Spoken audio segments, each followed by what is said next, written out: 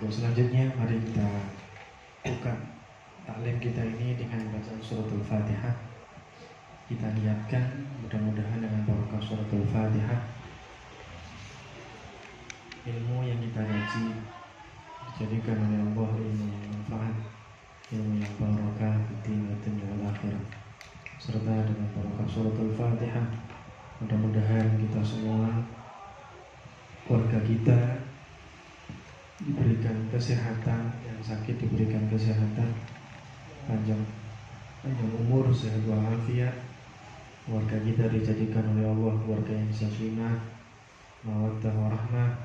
Keturunan kita dijadikan oleh Allah keturunan yang saleh salihah. Serta apa yang menjadi hajat kita, urusan kita di dunia ini mudah-mudahan segalanya dimudahkan oleh Allah Subhanahu wa taala. Amin. Ala hadhihi niyyah wa ala kulli niyyatin salihah. Thumma ila hadratin Nabi Mustafa Muhammadin sallallahu alaihi wasallam wa ala alihi wa ashabihi wa azwajihi wa dhurriyyatihi wa ahli baitihi wa khususan ila musannif hadzal kitab Syekh Imam Syekh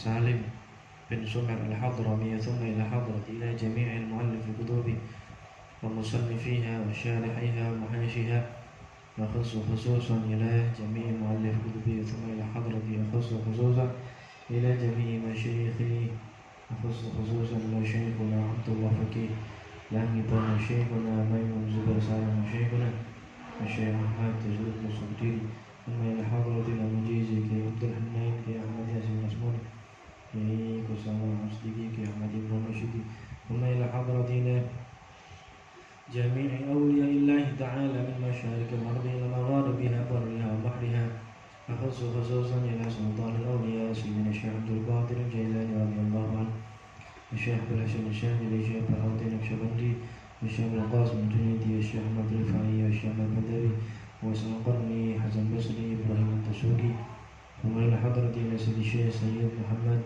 bin Alawi al-Malik al-Hasani, ثم إلى حضرة إلى أبي عمرو الرشادي، ثم إلى حضرة إلى جدي سيد عبد الرحمن بشيبا مسمى الأسد، ثم إلى حضرة إلى بكي المطيب بكي الرجل من حازم كي مسلم زرمان الخزان، ثم إلى حضرة إلى جميع يومه تعالى فإنما كان خصوصا ولو سكنوا في ترجوه وجميع التصافين الجوع، ثم إلى حضرة إلى الحبيب حسين بن أبو بكر عند شربات، ثم إلى حضرة الحسن بن محمد الحداد، ثم إلى حضرتنا جميع روحي أبائنا وأمهاتنا وأجدادنا وجداتنا ومشايخنا ومشايخ مشايخنا ولمن أحبنا ولمن أحسن إلينا ولذوي الحقوق الواجبة علينا. شيء لله لنا ولهم الفاتحة. أعوذ بالله من الشيطان الرجيم. بسم الله الرحمن الرحيم. الحمد لله رب العالمين الرحمن الرحيم مالك يوم الدين. إياك نعبد وإياك نستعين. اهدنا الصراط المستقيم صراط الذين أنعمت عليهم غير المغضوب عليهم ولا الضالين. آمين. Ab'adus sholati sab'atun. Sunnah-sunnah ab'ad sholat itu ada 7.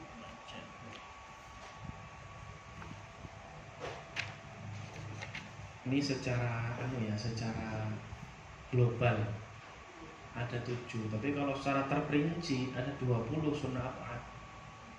Kunut saja berdirinya sunnah, kunutnya sunnah ab'ad, baca sholawat Nabi sunnah ab'ad, baca sholat pada keluarga Nabi sunnah ab'ad, itu masing-masing aja 4 dalam kunut itu, ya kan? Tapi kita anggap kunut satu sunnah ab'ad. Nah itu maksudnya secara global. Secara global sunnah ab'ad itu ada 7. Yang pertama adalah tasyahud awal dan duduknya. Tasyahud awal dan duduknya. Namanya tasyahud itu ya sampai asyhadu. Paham ya? Tasyahud asyhadu. Berarti mulai at-tahiyyatul mubarakah itu sampai asyhadu an la ilaha illallah wa asyhadu anna muhammadar rasulullah. Itu namanya tasyahud. Ya. Kemudian waqu'uduhu, duduk tasyahud. itu juga sunnah. Wassalatu ala nabi, membaca sholawat pada nabi, fihi, dalam tasyahud. Allahumma sholli ala sayyidina Muhammad, itu 3. Wassalatu alal al, membaca sholawat pada keluarga nabi, nanti Allahumma sholli ala sayyidina Muhammad wa ala ali sayyidina Muhammad 4. Fit tasyahudil akhiri wa alal ali tadi, wassalatu alal ali, baca sholawat pada keluarga nabi tadi, fit tasyahudil akhiri, pada tahiyat akhir. Sunnah apa? Kemudian wal kunut, bacaan kunut, wa qiyamuhu, dan berdirinya kunut. Wassalatu wassalamu ala nabi, baca sholawat dan salam pada nabi, wa ali, dan keluarga nabi, wa sahbihi, dan sahabatnya, fihi, ketika kunut. Ada 7. Ini adalah sunnah-sunnah wa'ad yang apabila kita meninggalkannya sengaja atau tidak, dianjurkan untuk sujud sahwi. Ini ada riwayat kunut yang sedikit berbeda. Nah, ini riwayat kunut dari Nabi, riwayat Imam Hakim dari Abu Hurairah. Kunutnya Rasulullah itu begini: Allahumma hdini fiman hadait, ai dallani ma'hu. Allahumma hdini fiman hadait wa afini fiman afait. Jadi ya Allah, berilah aku petunjuk sebagaimana berilah aku petunjuk dalam orang-orang yang kau beri petunjuk. Ai dallani ma'hum, tunjukkanlah aku bersama mereka. Berikan keselamatan. Ai salimni minal balaya dunya, selamatkanlah aku dari segala bala yang di dunia, wal akhirati, dan akhirat, mahum, bersama orang-orang yang kau beri petunjuk. Wa tawallani fiman tawallait, dan aikun nasiran ilayya wa hafidhan ilayya minadzunubi ma'hum. Wa tawallani, dan engkau walini aku ya Allah. Maksudnya apa? Dan jadikanlah engkau penolong bagiku ya Allah, wa hafidhan, dan menjadi zat yang menjaga li padaku, minadzunubi dari dosa-dosa. Itu. Kemudian Allahumma hdini, saya baca Arabnya aja dulu. Allahumma hdini fiman hadait wa afini fiman afait, yadhillu mawalait, gitu ya. Wa kasri fidal wala yadhillu mawalait. Terus tabarakta Rabbana wa ta'alait, falakal hamdu ala ma qadait, astaghfiruka wa atubu ilaik. Terus Sallallahu ala sayyidina Muhammadin wa alihi wa sahbihi wa sallam. Ya, sallallahu ala sayyidina Muhammadin nabil ummi wa ala alihi wa sahbihi wa sallam. Itu.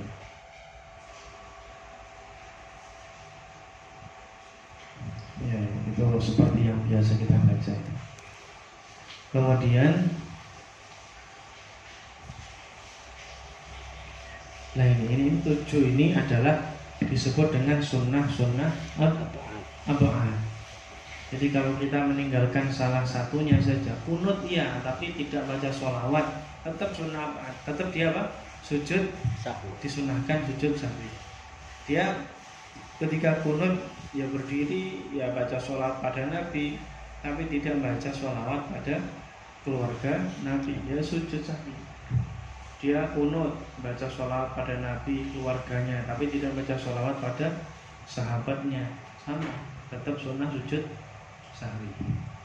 Jadi wassallallahu ala sayyidina Muhammadin nabil ummi wa ala alihi wasallam. Nah, wassabi enggak dibaca, maka dia sunnah sujud sahwi karena tidak baca wassabi, gitu maksudnya. Ini adalah macam-macam dari sujud sahwi. Dan apabila kita meninggalkan salah satunya, maka kita dianjurkan untuk dianjurkan untuk melakukan sujud sahwi. Sujud yang dilakukan karena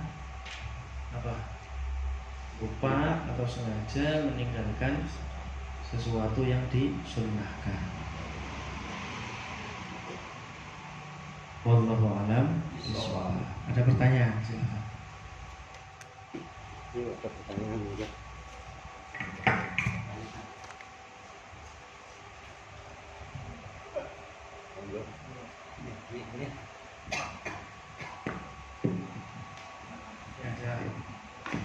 Sedangkan kalau sholat subuh, kalau nggak jamaah kan nggak pernah Pak. Cara pakai doa kunut, doa yang lain itu Sholat subuh nggak jamaah, bisa nggak pakai doa kunut. ya terus Terus pakainya doa yang diajarkan Pak Ustadz itu doa kepanatina. itu pakai sapi nggak? Tuh. Sapi nggak? Kalau kunut itu yang disunahkan dibaca Allahumma hdini. Gitu.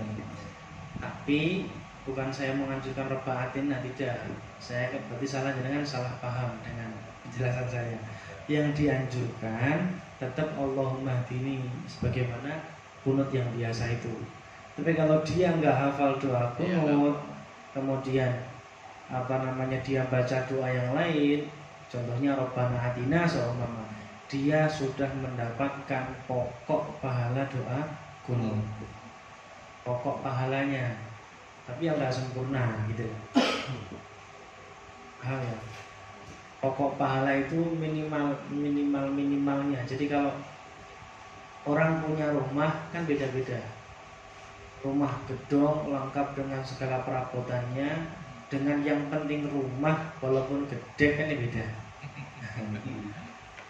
Nah kalau kita doa selain doa kunut yang diajarkan Kanjeng Nabi, itu ibaratnya kita sudah mendapatkan pahala pokok doa kunut. Kalau rumah kita udah dapat rumah, walaupun rumahnya gede kan gitu.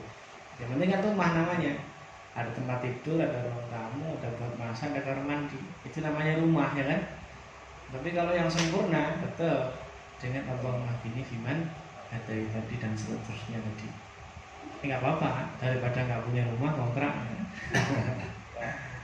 Nah, ibaratnya begitu. Kalau kita baca doa selain doa kunut tadi, tapi aslus sunnah doa kunutnya udah dapat. Tapi nggak perlu pakai sujud sahwi. Tidak perlu. Nggak perlu ya. Apakah tidak sujud sahwi gitu ya? Heeh. Ini kalau Rabbana atina itu ada sholat pada Nabi, keluarga dan sahabat nggak? Nggak ada kan? Nggak ada. Rabbana atina fid dunya hasanah wa fil akhirati hasanah wa qina adzabannar ya kan? Nggak ada sholawatnya kan? Nggak ada. Nah, kalau seperti itu ya sujud sahwi. Tapi kalau dia setelah wa qina adzabannar wa sallallahu dia tambah wa sallallahu ala sayyidina Muhammadin nabiyil ummi wa ala alihi wa sahbihi wasallam alhamdulillahirabbil alamin Allahu akbar sujud, maka dia tidak usah sujud sahwi. Karena dia sudah melakukan semua walaupun teks doa kunutnya itu tidak seperti biasanya.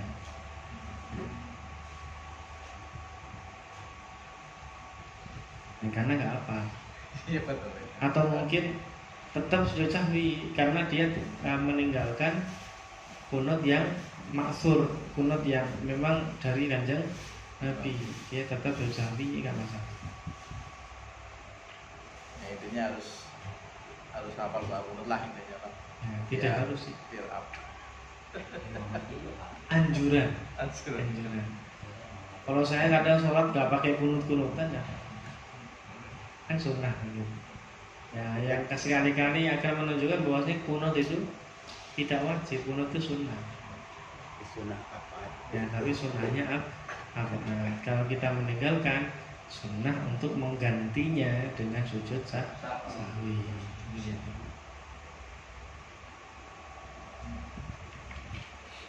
Itu namanya sunnah apa mas? Ada yang lain? Silakan. Sampean mau lihat ke belakang? Siapa tahu ada yang mau. Hah? Siapa tahu ada yang mau nanya. Enggak, dulu lain. itu praktek sujud sahwi berarti kita udah tahiyat tadi ya akhirnya. Tahiyat akhir begitu kan, terus sujud kan tahiyat dulu. Iya.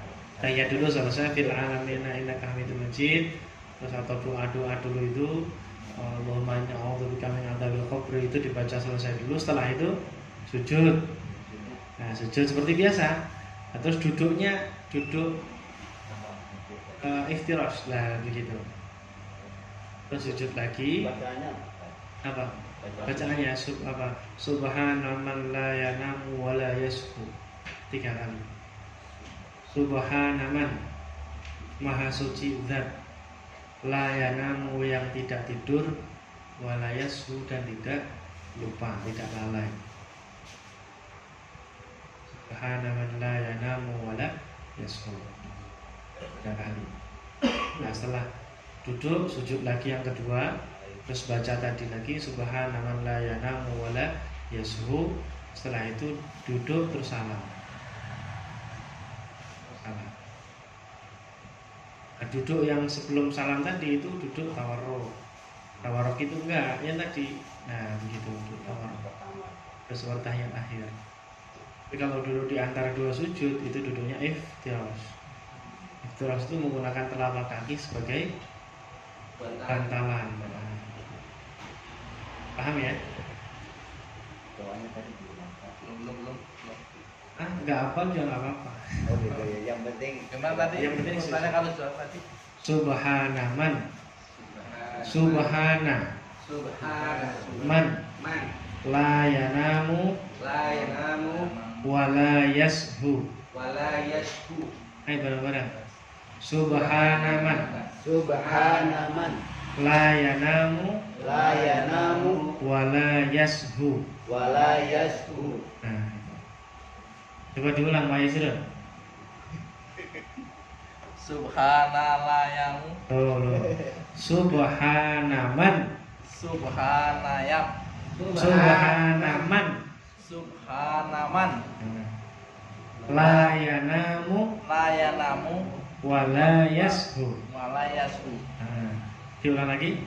subhanaman layanamu Yashu. walayasu YASHU yashu. walayasu Nah, artinya subhanaman maha suci zat la yanamu yang tidak tidur wala yashu dan tidak lalai. Jadi Allah itu nggak pernah tidur, nggak pernah lalai, beda sama makhluk. Kalau kita lalainya sering, tidurnya wajib. Ya kan? Nggak tidur kan ya jadi apa?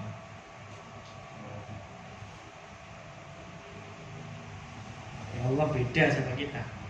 Sama kita butuh tidur, butuh makan, butuh menikah dan lain-lain. Tapi kalau Allah tidak butuh itu semua.